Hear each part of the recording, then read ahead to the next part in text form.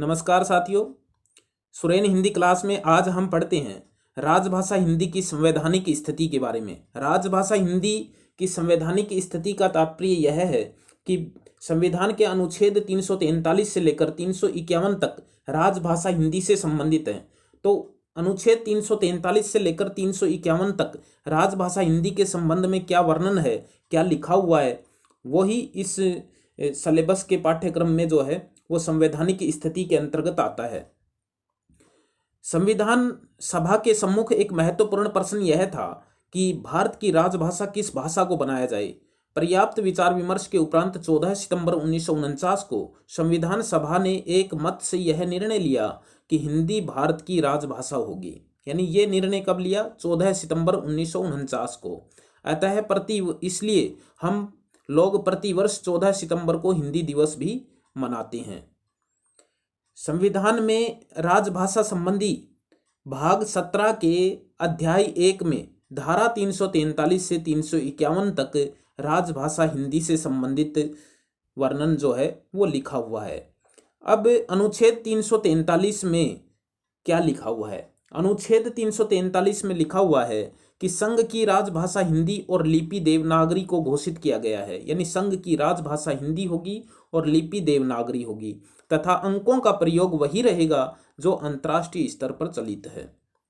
अनुच्छेद 344 में लिखा हुआ है कि राजभाषा के लिए संसद का आयोग और समिति संविधान के अनुच्छेद 344 के अनुसार, यानी 344 अनुच्छेद में लिखा हुआ है कि राष्ट्रपति द्वारा राजभाषा आयोग और समिति के गठन किया जाएगा। तो कैसे किया जाएगा? राष्ट्रपति संविधान के प्रारंभ में प्रति 5 वर्ष की समाप्ति पर और उसके बाद 10 वर्ष की समाप्ति पर एक आदेश द्वारा एक ऐसा आयोग गठित करेंगे जो एक सभापति और 8वीं अनुसूची में उल्लिखित भिन्न भाषाओं का प्रतिनिधित्व करने वाले अन्य सदस्यों को आयोग द्वारा अनुसरण की जाने वाली प्रक्रिया का आदेश परिभाषित करे।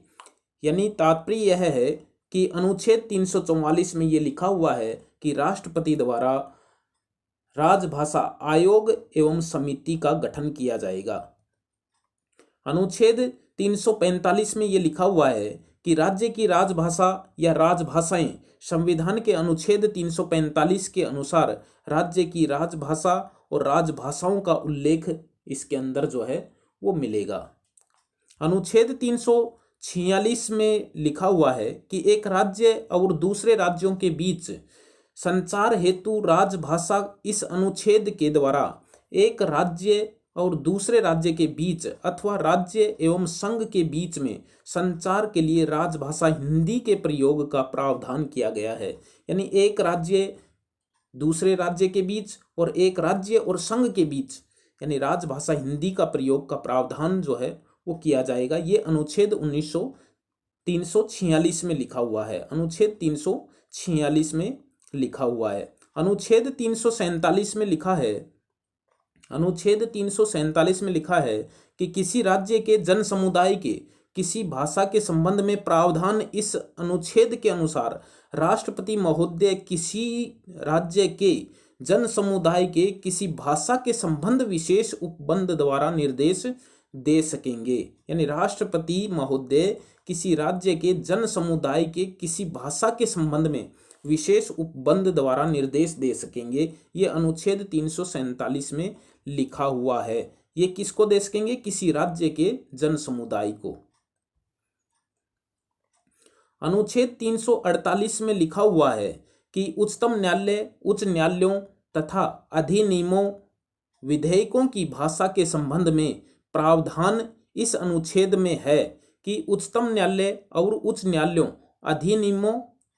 अधिनियमों एक्ट या विधायकों आदि में प्रयोग की जाने वाली भाषा का प्रावधान वर्णित है। अनुच्छेद 348 में लिखा हुआ है कि उच्चतम न्यायालय उच्च न्यायालय संसद और विधान मंडलों में प्रस्तुत विधेयकों की भाषा के संबंध में इसमें प्रकाश डाला गया है।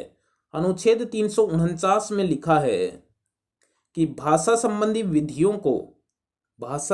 विधियों को अधिनियमित करने का प्रावधान इस अनुच्छेद के अनुसार भाषा संबंधी कुछ विधियों को अधिनियमित करने के लिए विशेष प्रक्रिया का वर्णन है। अनुच्छेद 349 में क्या लिखा हुआ है? अनुच्छेद 349 में लिखा हुआ है कि भाषा से संबंधी विधियां अधिनियमित करने की प्रक्रिया का वर्णन है। इसमें ये हमें ध्यान रखना है, भाषा से संबंधी विधियों को अधिनियमित करने के संबंध में वर्णन किस अनुच्छेद में है? 349 अनुच्छेद में ये लिखा हुआ है। 350 में लिखा है, अनुच्छेद 350 में लिखा है कि व्यथा निवारण संबंधी प्रावधान, इस अनुच्छेद में यह प्रावधान है कि किसी व्यथा के निवारण के लिए संघ या राज्य के किसी पदाधिकारी को किसी भाषा में अभिवादन करने देने का प्रत्येक व्यक्ति को अधिकार होगा। यानी ये इसमें लिखा हुआ है 350 में कि जनसाधारण की शिकायतें दूर करने के लिए आवेदन में प्रयुक्त की जाने वाली भाषा, प्राथमिक स्तर पर मातृभाषा में शिक्षा सुविधाएं देने और भाषाई अल्पसंख्यकों के बारे में दिशा निर्देश का प्रावधान है। यानी कोई भी व्यक्ति अपनी मातृभाषा में अपनी शिकायत जो है वो किसी भी अधिकारी के सामने प्रस्तुत कर सकता है। अनुच्छेद 351 में ये लिखा हुआ है कि हिंदी भाषा के विकास के लिए निर्देश है। हिंदी भाषा के विकास के लिए निर्देश किस अनुच्छेद में है? 351 में, कि सरकार के उन कर्तव्यों एवं दायित्वों का उल्लेख किया गया है जिनका पालन हिंदी के प्रचार प्रसार और विकास के लिए उसे करना है। तो अनुच्छेद 351 में लिखा हुआ है कि सरकार को उन कर्तव्यों एवं दायित्वों का उल्लेख किया गया है जिनका पालन हिंदी के प्रचार प्रसार और विकास के लिए उसे करना है। तो ये थे अनुच्छेद 343 से लेकर 351 तक कि उसमें क्या लिखा हुआ है। एक राजभाषा आयोग का गठन किया गया था। उसके बाद में अनुच्छेद 344 के अनुपालन में, जैसा अनुच्छेद 344 में लिखा हुआ है, अनुच्छेद 344 में ये लिखा हुआ है कि राष्ट्रपति एक आयोग या समिति का गठन करेगा। राजभाषा के लिए संसद के आयोग या समिति का गठन करेगा राष्ट्रपति प्रति 5 वर्ष की समाप्ति पर या 10 वर्ष की समाप्ति पर। तो अनुच्छेद 344 के अनुपालन में राष्ट्रपति द्वारा 7 जून 1955 को 7 जून 1955 को राजभाषा आयोग का गठन बाल गंगाधर खेर की अध्यक्षता में किया गया था। विभिन्न राज्यों से इसके 20 सदस्य मनोनीत किए गए और आयोग ने अपनी 19 सिफारिशें उस समय जो है वो प्रस्तुत की गई थी। तो ये अनुच्छेद 344 के तहत ही जो है वो राजभाषा आयोग का गठन जो है वो किया गया था। फिर मिलेंगे अच्छे बिंदु के साथ, तब तक बाय।